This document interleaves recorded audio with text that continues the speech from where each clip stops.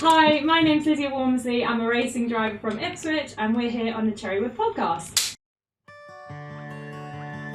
Welcome to the Cherrywood podcast with me, Simon Burridge. And me, Bex Howarth. Hello everyone, welcome to the Cherrywood podcast. I'm here today with Lydia, racing car driver, which is really exciting because we don't do much of that. No. And Bex is here. So Bex, as Hello. you know, is in the LKG trio. He's been on the podcast a couple of times and he's co-hosting because Rachel can't make it again because she's a half-job Rachel. Right, so Lydia, tell us about yourself. So I'm 22 years old and I've been racing since I was 7, so Wow. pretty long time. But yeah, I'm a racing driver. This year I competed in Mini Challenge Championship, which is basically John Cooper Works Minis, racing all around the UK, and it's on the British Touring Car Championship package, so everything's televised live on ITV4. So it's a brilliant stage to be on, and Fantastic. yeah, it's a bit of a different life, I'll be honest. Not many people sort of kind of know what motorsport is about. You know, you watch it on TV and you kind of get a gist of it, but It's a completely different life from where you are. Yeah. So was it, you say you started at 7? yes, How did that come Is that about? go-karts? karting, yeah. So my dad used to race on oval circuits. Today's sponsors are Dimedici Associates, chartered structural and civil engineers. Based in the UK with a worldwide reach. Visit their website on dimediciassociates.com.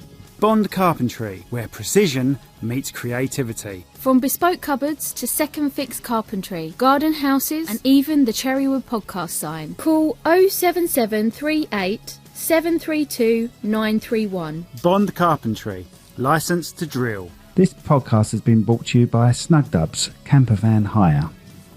Roam the world, park anywhere.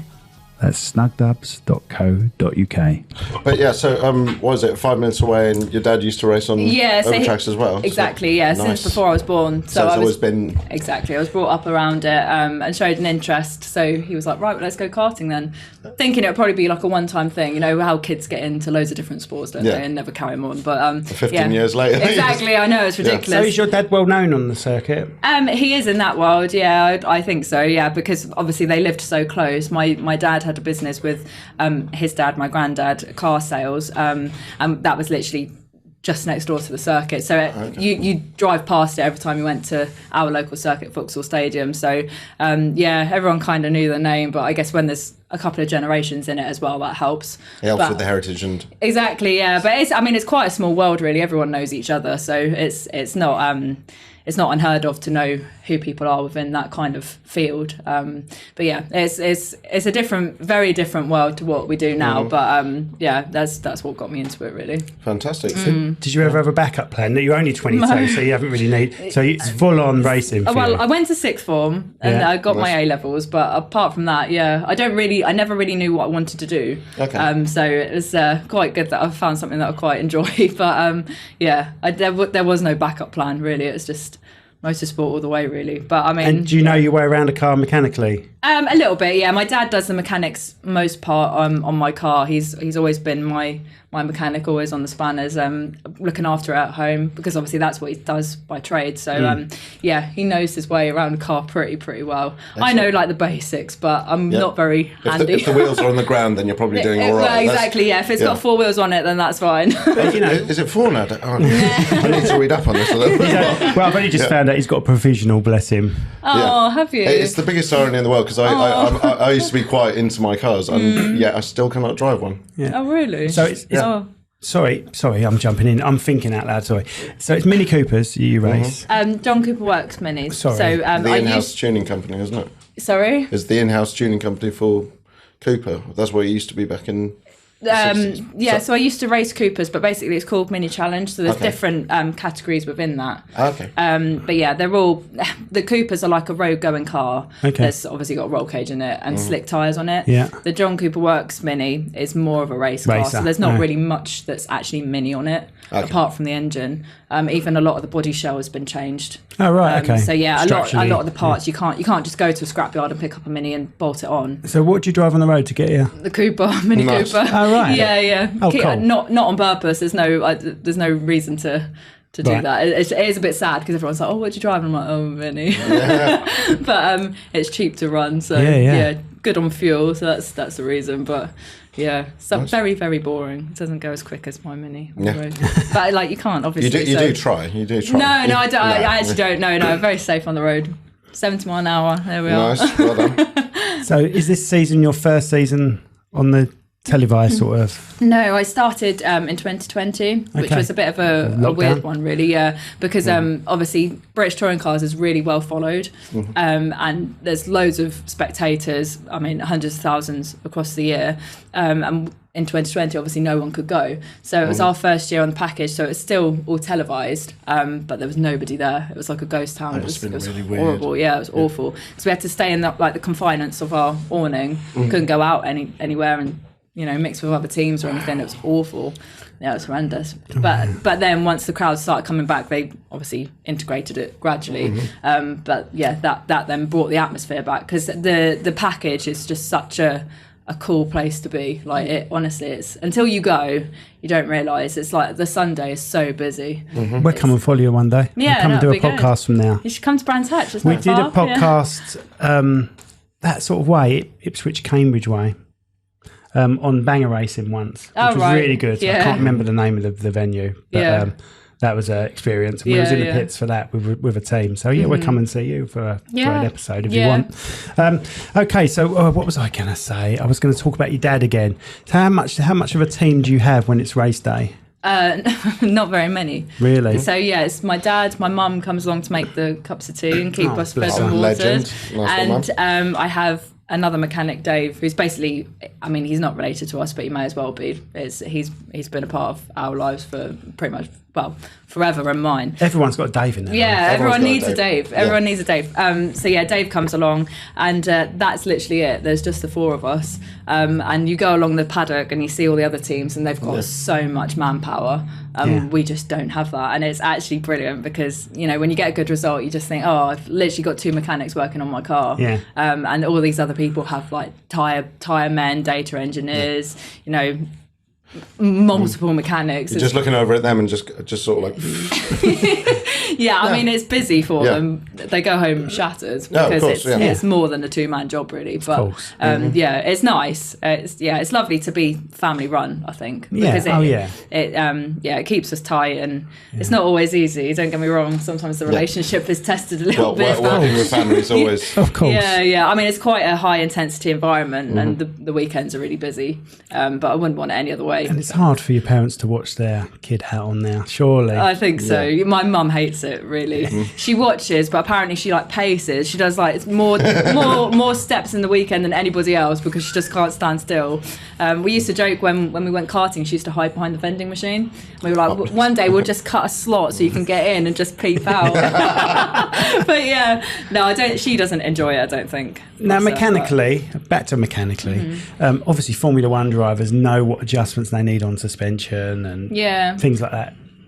Is that much involved when it comes to racing, what you're racing? Can you feel something and you say, Dad, this needs adjusting, this needs adjusting? Yeah, absolutely. And it depends on the tyres as well. So if you've got brand new tyres on the front of the car, obviously it's front wheel drive, so the front tyres are the ones that we change the most. Yeah. And if you've got an old set of tyres on it, you do need to make an adjustment, because the grip's not the same. And the car is quite adjustable. Like, you can change ride height. We've got 3-way adjustable dampers, so you've got 3 different settings on each damper that you can change. And every circuit is different. So depending on whether, like Silverstone is very flat, whereas you go to Knock Hill and it's got, well, clues in the name, hills. All the hills. Exactly. And that changes the car. If you're riding curbs, you obviously need to make a suspension change, because you don't want the car being thrown in the air by the suspension when you hit a curb, things like that. So and even a couple of clicks makes a big difference, and you can feel it. But it does take time to get to that stage of knowing. How long do you have before a race to sort that sort of thing out? Well, there's a pre-weekend test day on the Friday every weekend, but unfortunately you're on your race tyre allocation, so you can't really do much testing, really, because you don't want to use up the tyres. Yeah, exactly. They did change it this year where you could have more tyres, but even then it was... How much you get for a race? 76. So we get one set, But I mean, usually they're just on the front. Fronts, yeah, exactly. Yeah. So four tyres for the front basically, and then the rears as and when you need them, but not. Would they be slicks on that, or based on the weather? Yeah. So unless it's raining, obviously, and then we have a wet tyre. And do they have the colour coding on the side like the Formula 1? No, they don't. No, we're not that posh. I think that would so cost all the extra. viewers knows what's going on. No, exactly. No. It's literally just 2 tyres, so a slick and a wet tyre. Brilliant. But the slick is pretty incredible, but it literally lasts 2 laps, and then you've lost the edge of it. Yeah. So, I mean, obviously a shorter lap like Brands is slightly more, but if you need a qualifying time, you need to do it within the first 4 laps of the tyre, otherwise you'll never get it. Really? Yeah.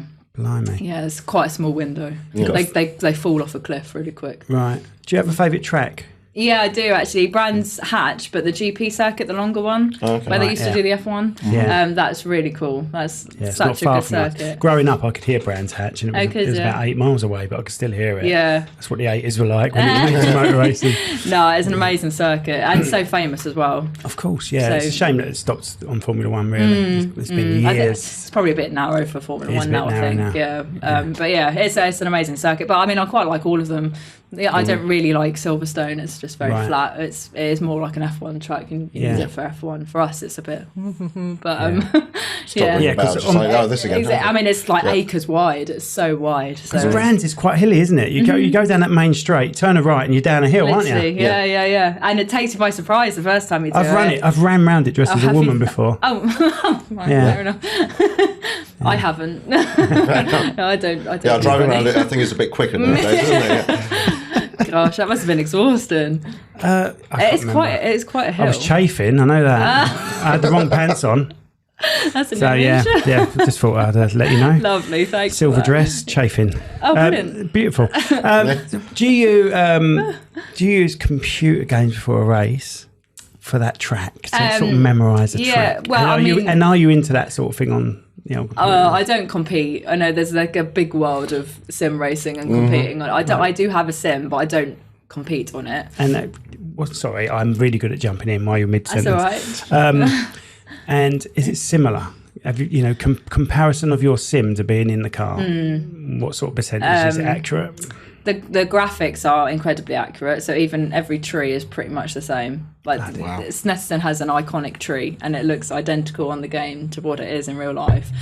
So that is really identical. But the feeling of it when your bum's not moving, it sounds weird, but when your bum's not actually moving, when you're still sitting stationary, just get a couple of guys each side. I don't think it would work, but there's some really high tech sims that actually move. But I don't know how much they are, ridiculous money. But even then, I don't know how realistic that would be. But when you're just doing it on visuals, it's very hard. I find I'm not very good on a sim, really. So, do you feel it helps you with the remembering the track, or do you just after all these years know now, or doesn't it matter as much until the day, or till the week? I'm sure it does matter, but the thing with a sim is there's a reset button, so you can afford to break. If you go off, you're just like, oh, there we go. Exactly, yeah, and you can afford to break like however many meters too late, and it doesn't matter because you're sailing to the gravel and just press the reset button. There's more of a mental thing with actually doing it in real life. Because obviously if you break late, then you break late. Well, exactly, yeah, and then there's consequences to that, isn't there, most of the time. So it is useful, I think. But I mean, I've got like loads of footage and everything that I watched from the previous year of when we've been to a circuit, and we go to the same circuits every year, so you do get used to them, and I do a lot of work around them anyway. So you might not want to answer this, but is there a circuit you're like, oh God, we're there? Or you've had bad luck on it? Not Kill has always been a bit of a challenging one for me. What one? Not Kill. So that's in Edinburgh, or near Edinburgh, up in Scotland. And I've had a bit of bad luck there. Like I wrote my car off there once, and then the following year that we went, I had another accident. So it's not very nice to me. It's not a good run. No, it isn't. But I actually really like the circuit. Is it the same place you had the accident? Yeah. Same corner or whatever? A corner earlier. Oh, right. I mean, it's only a 50-second. I ticked off like 2 of the 6 corners. Yeah, I had quite a rollover in Saxos in one of them. Bloody hell. Not Kill. Yeah, and it's a long way back home when you've got a broken car on the back. Yeah. And everyone kept driving past us, looking in the window, thinking, "Who on earth has absolutely demolished that saxo?" Yeah, my dad kept pointing at me. I was like, "It's not me." It wasn't me. It was her. It was her. You should be made to sit in it while you're driving home. The driver's shame, With a hat on. But I think that the problem is it's such a long way that when you've had a bad result, you just think about it all the way home. It's all the way. And, you know, if they ever... Oh, excuse me. Squeak. Well done. Have you ever been really scared from an accident to the point where you think, I can't get back in, I don't know if I can get back in this car? My rollover, to be fair, was a bit of a challenging one, but they did manage to source me another car to get back out the same day. That's what they say, isn't it? Get back in straight away. Yeah. Well, it's like horse riding, isn't it? Like get back on the horse. Yeah, exactly. Yeah. I think if I'd had, I think we had 2 months off after that. If I'd have sat there for 2 months thinking about it, it probably would have been harder. But I mean, you think about it and you see like massive accidents, but you know what you're doing is dangerous anyway. Were you all right? Obviously, the car was trashed, but you were fine. Car racing is very safe. Yeah. I mean, the paramedics and everything that we've got there. I mean, our events now, we've got air ambulance there ready to take anyone that needs to be ready for any eventual. Hey! Oh yeah, that happens sometimes. Was it like that when you crashed? No, it was more expected, to be honest. What did you say a time? No, I didn't say a time. I tell you what, we didn't even go to sponsors either. I reckon it was about 21 minutes and 5 seconds in. Okay. I reckon you're pretty close. I can't believe that. Rachel's going to crucify me for not going to sponsors, but due to the power of editing, you've already seen the sponsors. Don't worry. Okay. Yeah, we're terrible, aren't we? Yeah. Yeah, okay. So you didn't give us the time. What do you reckon? 20 minutes? 20 minutes and however many seconds it's 21 minutes and 5 seconds, I reckon. Yeah, I don't think that's happening. Never mind. Sorry about that, lovey. Right, what was I going to say? Women in racing. Do you race against a lot of other girls now? Has it got better as time's gone on from the old school? Men driving. Is it a boys' game? Yeah. Well, yeah. Well, what it used to be. Some people still feel that way, yeah. Of course. When I first started, there were no women doing it. I never competed against a girl in karting, I don't think. Maybe one, but it wasn't common. But even now, like Mini Challenge last year, I was the only woman doing it. But you do see more females involved. And even in like the other roles, like mechanicing and like the data engineering and things like that, it's not just, you always used to go to a circuit and see women in hospitality, but now it's not the case. You see women running teams and things. Obviously, it's nowhere near 50-50. No. And it won't be for a very long time. It's a lot closer than it used to be. Yeah, exactly. A few years ago, you wouldn't have ever seen that. When I was growing up, I never really had a female role model because there just was no one to look up to, which is quite sad, really. But I think now, for young girls, there probably are. I was going to ask you about role models. Got any racing heroes? Not women, because when I was younger there was no one to look up to. But I always used to like Jensen Button. Right, when I fancy him or no, not really. But just when I just used to watch F1, I always used to think he just handled it really well. You know, like when things went wrong, he would still handle it nicely and wouldn't like blame the team or anything. And I think that is a role model, and not even just on the driving side, but on the way to behave off track. I think that is the epitome of what a racing driver should be, because you're so lucky to be able to do what you do. Yeah, so it's interesting that, because you're not just talking about how he races and his record or whatever like that. You're looking at beyond that because you're involved in it, which is cool. So I'm very similar, and you'll probably be similar with music. If I'm watching a film, I'm like, how was that edited? Oh, I know what they've done there. You know, they've done this effect here, and you're looking beyond it, which is cool. Do you have the same thing with music? Very much so. Every time I listen to something, I'm just like, I wonder how exactly the same thing. It's just like, how do they do that, or how could I do that? Basically, to nick ideas. That's what if I listen to something here, it's really good. It's just like, right, I'll have that for later. Yeah. Thank you very much. So have you ever met Jensen? No, I haven't. I have read the book. Well, so that's he's here today. That was the big surprise. No, I think it's just the driving part of it is the smallest part of the whole thing about motorsport, and it's the same with like prep. Your acting is the very small part in the whole of the film, and you know. It's such a small. There's so much other stuff that goes in. But it's the bit that people see, and it's the bit that people will focus on. Yeah, it is. So people always have this expectation of what's the same for you guys? They'll see you on track, and they just think, oh, that's brilliant. They don't look at all the time and all the everything that's gone into it. Yeah. Exactly. Yeah, and the people behind the scenes doing that. Yeah, like the sponsors that are paying the money to get you there, and the team that are doing the mechanics to get the car on track and things. Even the people getting you to the circuit. Speaking of sponsors, we share a sponsor. The podcast has Snug Dubs as a sponsor, and you've got Snug Dubs. Know Tony and the family really well from Snug Dubs. That's really good. And you're looking for more sponsorship, is that right? I am, yeah. So next year I'm hoping to do something different, which will require a bit more money. I mean, it's no secret that motorsport is extremely expensive, and you need sponsors, obviously, or I personally need sponsors to go racing. It's not the same for everyone, but I do. So I am looking for partners. But the thing to remember is it's just such a good marketing opportunity, because obviously it's on ITV4, which you don't really get much better than that for UK motorsport. Precisely. Well, you don't at all, really. It's the best package to be on for tin top racing. The amount of people that are stood trackside is huge. And also being a woman does help, because you stand out, and it's when someone wants to come and interview you, they come and interview the woman. It's funny because they want something different, and that's great as well. So yeah, from a marketing point of view, it's massive. I was going to ask, do you have quite a racing following? Yeah, I've worked hard on my social media, but I've got a lot of very loyal followers, and it has grown quite rapidly since we've been on the TV. That certainly has helped, because obviously when you're on the TV and people or the commentators say your name and chat about you for 20 minutes, people want to follow and see what Not as any weird next. Ones, have you?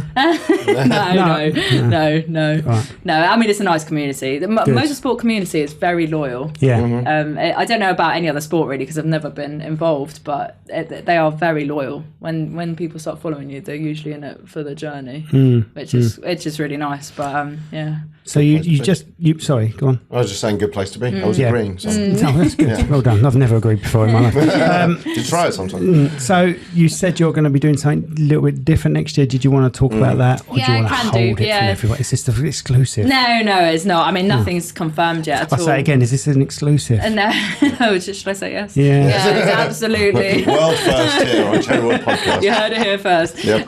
No. I'm hoping to move up to Porsches next year. Oh, wicked. Which is a bit of a step, obviously, from, as you can imagine, in terms of budget and speed and everything else. Rear wheel as well, aren't they? Yeah, rear wheel, total opposite. Engine, as opposed to it's the whole thing just backwards. Just do it all backwards, mate. Yeah. Be easier. I had a testing one in August, and it was amazing, but just like you say, total opposite. I've got MR2s rear wheel drive. They're a nightmare.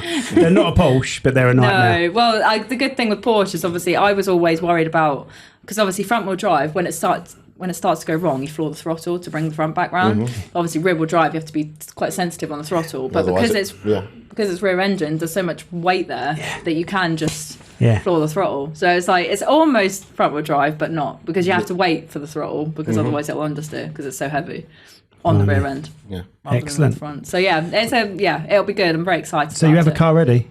No. I'll be hiring a car anyway. Okay. I have sold my Mini, but cost of a Mini is a lot less than the cost of a Porsche. True. So I can't really afford to buy one. But we can't wait for you to turn up next time you're on the podcast. Yeah. You've got a matching Porsche. No, well, I know. I don't think that'll happen. I won't be selling my Cooper for a Porsche, I don't think. So is there any information? Sorry, darling. Like I say, I think and start talking immediately. Right. So is there any information you want to give listeners about the sponsorship, how they can find you and sponsor you? Well, it's very easy to find me because I'm on all social media. It's literally Lydia Walmsley Racing. It's very easy to find me. I've also got a website which you can find information out on there, but really the best thing to do is just watch a Porsche race on the TV, and it's all on ITVX and everything from this year. It's a fantastic marketing opportunity. I mean, even like the hospitality benefits, this hospitality unit the Porsche bring is absolutely massive, and they spend a week putting it up and taking it down. It's huge. Really? Premium, a lovely place to be, a lovely place to bring your guests, your customers, clients, whoever you want to bring, and it's just a lovely place to be, to watch the racing, get involved. I mean, we can have people in the awning and come and show them the car and things. It's a very accessible sport, which I think more so than a lot of the other sports. With motorsport, you can get right stuck in. And it's not like F1 where you can't get anywhere near the garages or the pit lane or anything. No, it's very approachable. Yeah, exactly. And it's nice because people bring their customers along and show them a good day out, and it's just something different. It's not like going to the football and standing there and just watching another football match. It's something different. Most people haven't done that. Exactly. I mean, a lot have, but a lot haven't, and it's just a good day out, in my opinion. Obviously, I would say that, but most people that come really, really enjoy it. So it's very marketable, and to get your name out there on ITV4, I mean, they touring cars value advertising in between the coverage at £500 a second. That's how much they value that. Yeah. So when you're sponsoring somebody, you the value for money you get is massive. And it's really nice because I've worked with ITV4, I've done commentary for them before, so they tend to follow me as well because they know me. So my car does get seen quite a lot. My competitors probably don't like it's it. It's a good thing, isn't it? It's really nice. Yeah, I get on with them really well. So I do get a lot of coverage, which I'm really happy about, and can't thank them enough really. But for my sponsors, it's great. Let's talk about your achievements then. You've been on the podium, haven't you? Yeah, this year I have, yeah. What was it, third, second, third? Third. But it was the first female to ever do it in the championship. Yeah. Congratulations. Thank you. That's amazing. It was a good moment, And what circuit was it? Snetterton, so my local circuit. Oh, right, okay. In Norfolk, so close to me. It's a nice circuit because obviously all my local sponsors come. Usually have quite a lot of people come, so it was a nice place to do it at. Excellent. It's great. Yeah. So is there a stand-in at the end of the season? Of where you positioned at the end of the season? I had so many non-finishes this year. Oh, really? Yeah, I don't actually know where I finished. Not very high up. You're like Anakin Skywalker in the old pod racer. just kept doing non-finishing, which is a shame. I mean, we haven't had that many non-finishes. So is that usually mechanical? No, not at all. No, I had 2 at Donington. So the first round was Donington Park, and we only had 2 races, and I didn't finish either of them. And throughout, I know, great start, wasn't it? You're allowed to drop 2 scores throughout the year, so you can get rid of 2 races basically and just throw them out. But I'd already lost them 2 already, because you can drop a non-finish, but you can't afford to have more than 2 really. I see. Because obviously then you're just scoring less than everybody else. So yeah, I had quite a few non-finishes this year, which is a shame. And it instantly puts you out. Like the first round, it was like, well, championship's over then, isn't it? Because you can't afford anything else. It's mostly contact. Takes the pressure off, though, doesn't it? Do you think? I don't know. Because you're then trying to make it up, aren't you, throughout the rest of the year? Yeah, but if you think you're just not going to get to the championship or reach the championship, you can just go for it, can't you? Yeah, it was more about individual results after that. Because you try and be optimistic, but you just know it's not. It's not going to happen. And you can't non-finish twice in the first round and expect to. Did you get on with all the other races? Or is there some like I work with a lot of them. Again, no. I work with a lot of them, which is nice. So I'm an instructor. Yeah, so I go around the different circuits and do like experience days when you buy like someone's birthday, red letter day or whatever. Nice. I do that kind of thing. So I do work with a lot of them, which is a bit different because then you get to the track when you're racing and no one chats to each other. In competition. Yeah. All right. Yeah, exactly. Yeah, because no one wants to share their secrets, so it's easier just I always try and be really friendly, but there's no reason not to be, but you don't have to discuss setup, do you, to be friendly, but it is weird. It's funny. We get to the end of season awards and everyone chats, and then it gets to April and no one's chatting again. It's bizarre, but it's just it's like anything, isn't it? You're competing against each other at the end of the day. You can't be friends with people, otherwise you wouldn't go for a gap. It wouldn't be a competition. No, exactly. Yeah. So we're friendly, but we're not besties or anything. Yeah. Right. So if you've got a race that stands out, I know it's probably the podium one. It probably is this year. Yeah. 100%. So give us a race that stands out for all the good reasons and a race that stands out for all the bad reasons. Or have I already asked that question? Season, any time in your career. Ooh. Yeah, because this is a whole. You can even go back to go-karting if you want. Yeah, I say go-karting. I can remember that far back. It was that first go-kart race. And did you like Mario Kart? I love Mario Kart. Oh, I love Mario Kart. Yeah. I'm a beast on Mario Kart. Keep throwing shells or anything. Nice. When you're racing along, don't you just think if I had a banana skin? Yeah. We saw it'll be over. One day you should dress up as Princess Peach before a race. Do you think so? Yeah. Yeah, well, probably would get a lot of coverage. That's what I mean. Get coverage. Sorry. No worries. So, well, it's good. Should we go with bad and then end on good? I guess just whenever... whenever you have an unfinished, it's not great, I'll be honest. Yeah, it's... No, there must be one that stands out. You just had such really bad luck. You thought you was going to do really well and then just something happened. Out of the blue fault or something just happened or someone pushed you off. Or there was a race at Thruxton in 2020 when there were no crowds, so everyone was watching at home. And Thruxton is a weird circuit. It's pretty much, in a Cooper, it's pretty much flat out the whole way around. So you're towing quite a lot. And the tow was gaining like 5 miles an hour or something, which is quite a lot. With a slipstream. Yeah, exactly. I was going to ask about that. I didn't realise how much extra that gave you. It doesn't most of the time, but Thruxton is just a massive airfield and it's flat from one chicane to another. So it's the whole way around, it's literally just flat out. So yeah, the tow is big there. And there was quite a big accident halfway through the race, and I was about third. And there was a massive accident and one of the cars caught on fire.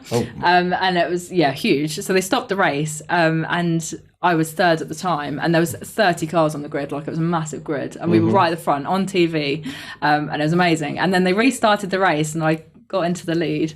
And then unfortunately one of the drivers cut the chicane, so you get quite an advantage if you use track limits, because obviously you can just straighten out a corner and get on the power earlier. And one of the drivers did that and passed me, and took the lead, and then literally 2 corners later I had a side swipe from someone else, and I had to take to the grass, and the grass was so bumpy it literally pushed the shock absorbers up through the bonnet. It was massive. It damaged the car massively. I ended up finishing like 14th.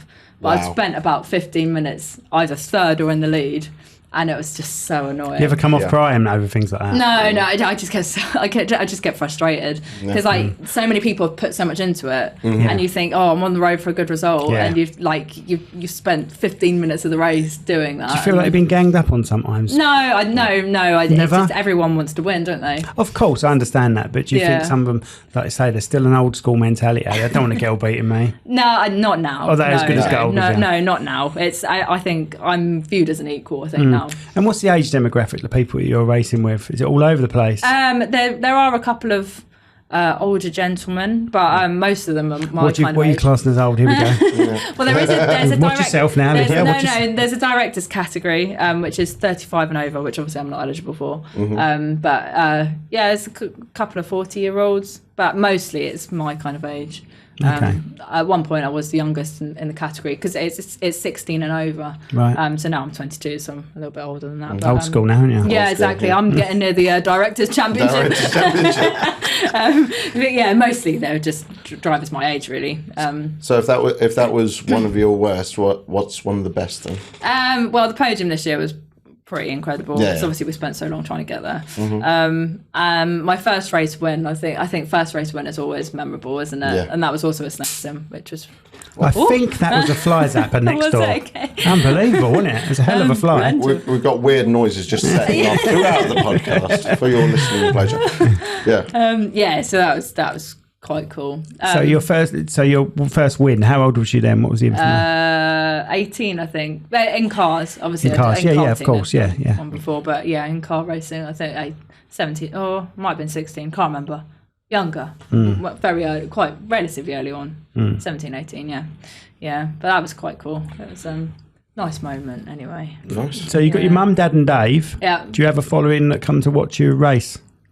What track in to the track? In the stadium. Well, no, you do recognise regular people, So there's hardcore touring car fans that come to every round. It has got a good following, and people are loyal to it, and they'll come and camp. Like in all weathers. Do you do autograph signing and stuff like that? Really? That's cool. We have things like that. And you should have a clothing brand. Well, people do keep saying that. You should. Yeah, you should think about it. Yeah. Honestly. But it is well followed, and people do come up to you and come to the awning and things and want to have a chat and things. Yeah. It's really well followed. It is. I keep saying it, but until you come, you don't realise. Well, we're definitely going to come watch. It is. Yeah, we're coming along with Tony. Tony from Snug Dubs. And, Tony, bless him. Yeah, So Tony came on board with me for the final round of last year, or this year just gone. Yeah, which was really nice at Brands Hatch because obviously he's local. So it was really good. But it's nice to welcome new partners on board and meet new people. So it was really good. So you've got plans for next year. Where do you see yourself, your career in 5-10 years time? See, this is the thing. I don't really know because I always used to say British touring cars, which is obviously what we support at the moment, but it's so expensive. I mean, I get told it's about 750 grand a year to do, and it's like that's more than a lot of people's houses. You know, it's like and you're blowing that in 10 race weekends. So how do these other racers get these massive sponsorships? I don't know. You tell me. I really don't know. Yeah, it's mental money. I mean, they are big brands like Bristol Street Motors and things are sponsoring touring cars and things like. They are big companies, which I guess I don't really know, but I would imagine it's probably a drop in the ocean to some people like that. But it's just being able to speak to the right person. A lot of the time, you try and contact a company and you get to the PA, you don't actually get to speak to the owner or the marketing manager or anything. So it's hard to find the right person. You just need a connection that can. Yeah, one day someone will pick up on you saying, actually, hopefully. She's worth. That'd be nice. Yeah. She needs a clothing brand and a sponsor. Yeah, anyone watching? Do you have the colours that you race in? I mean, it has changed over the years. This year it was like baby blue, almost like that colour, and pink. Yeah, which is obviously quite girly. It stood out. And is that what your car is as well? Yeah, that was it this year. Yeah, for also the last couple of years. Yeah, but sorry, I meant like your racing. No, suit. well, it just depends on what the car is. So you're matching it. You are matching it. Yeah, so the suit was blue as well this year. The suit has to change every year, obviously, because we had more sponsors, which is always nice. But so new suit every year. The helmet usually stays the same because we keep that for like 5 years. Okay. I mean, a lot of drivers have a new one every year, but I keep mine. It still works. Exactly. Yeah, still protecting the head. Yeah. So sponsorship is obviously a different price based on where it is on the car. Can you just have it on the suit as well? I'm just trying to give people options here. Yeah, I mean, it's most of the time if you're on the car, you'll be on the suit. Yeah, but can people just choose to be on the suit? Probably not. No, because it's that kind of thing is you have to order it so in advance because obviously it's got they're made in Italy, and then obviously have to be homologated, and then once it's done, you can't add to it because then it makes it non-fireproof. I mean, it probably doesn't, but then it doesn't fit to the regulation or whatever. And have you ever experienced fire in that suit? No. No, luckily, yeah. Touch Cherrywood. Touch Cherrywood. Yeah, no. I mean, you have. It's very rare. Yeah. It is very, like, even the banger racing was safe. I see someone folded in half. And then the only hole that was left in this car, this little hand came out and went, I'm all right. Yeah. Well, that's different breed, to be honest. When you go and watch that, you think, oh my gosh. When it's deliberately, crazy. What are you doing today? I'm going to hit that car as hard and as many times as possible. Yeah. It's mental because when they go in and then they're like wanting more and you're just thinking, oh my gosh. Yeah, the crowd are going like that, aren't they? Yeah. That's a different world. Yeah, it's not like that with us. No. You'll be there eventually. Do you think? 50s, 60s, you're like, my racing days are over. I think I'll be too old. I don't really enjoy crashing, I'll be honest. So let's end it on, what do you see yourself doing after racing? Do you see yourself being an instructor or I mean, I'm doing that at the moment, but I guess I don't know. I've always been interested in like the media side of motorsport as well. I touched on. I've done a bit of commentary for ITV4 and things, which was really cool. And it's nice to see a different side of it as well. So hopefully when the racing's finished, maybe I might get into something like that. I don't know. I mean, there's so many different avenues opening up. Motorsport is evolving so much. A few years ago, the things that we've got available to us now just wouldn't be a thing. It's nice to. There's lots of different roads within motorsport. It's not just driving anymore and a mechanic. There's so many different jobs within motorsport. It's such a big world. I don't know. I'm open to anything really. I just love motorsport. If I'm involved in motorsport, then I'll be happy. Fair enough. Best way to be. Yeah. Well, exactly. It's nice to be like invested in it. I think you have to be because otherwise it's just You put so much of your life into it, you can't not be invested in it. You can't be half-hearted about it at all. No. Right, so the last question we usually ask through our... It's not bad. It's just the grin I have. Right? It's not rude grin. It's a song of your choice. We have a Spotify playlist, which no one can find. We haven't worked out how they find it. We've got a link on the description. But you choose any song you want and we'll add it to the playlist. If it's Life is a Highway, I'm going to get your money. Should we go for that one? That would be a good one. That's a good suggestion. Whatever you want. It doesn't have to be motor racing related. I like a bit of Shakira, Shakira. Yeah, like a bit of Hips Don't Lie. Yeah, you want Hips Don't Lie? Yeah, pop that in. Wicked. Yeah, go on then. If you've not got it, pop that in. No, I definitely haven't got Shakira. That's wicked. Let's go for Shakira. Love a bit of Shakira. She never ages either, does she, Shakira? No. Yeah. Can't tell her age. Amazing. It's been lovely having you on. Yeah, thank you. Should we talk about your social media stuff so people can find you, like your share? That sounds wrong, but you know what I mean. Yeah. So I've got a website. So it's literally lydiawalmsleyracing.co.uk. Lydia Walmsley Racing. She talks very fast. I'm just trying to make it nice and Lydia easy. Walmsley Racing. .co.uk. That's it. And then, I mean, just Google it and it pops up. There's not many Lydias in motorsport. So it's quite easy to find. And then Facebook is literally Lydia Walmsley Racing. My Instagram is Lydia_Walmsley. I mean, it's all very universal. Lydia _Walmsley. I thought you said Lydia runs a school Walmsley. No. Because I'm mental. No, don't. So Lydia _Walmsley, and that was Instagram, was it? Instagram, yeah. My Twitter, or X as it is now. Lydia Walmsley 82. So very easy to find. 82 is my number, my race number. So. Yeah, I thought that can't be a date of birth. No. Actually, thinking about it, you're 2002, weren't you? Yeah. I feel so old. Yeah. I didn't see the millennium. No. No. It was a great time. It was fun. Was it fabulous? Yeah. You were just about in it, was you? 98? I was 2 years old. Yeah. 98. It was a great time.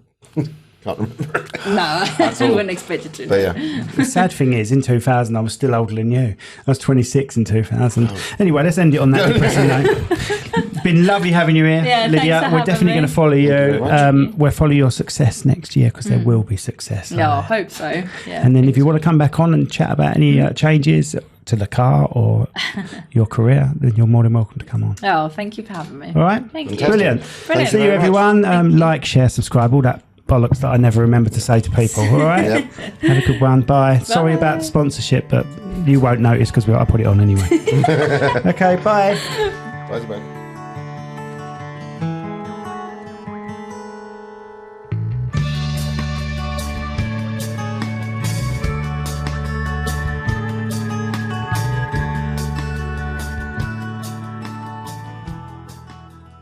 Club Awesome, for autistic children and their families, a place where everyone belongs and fun knows no age limit.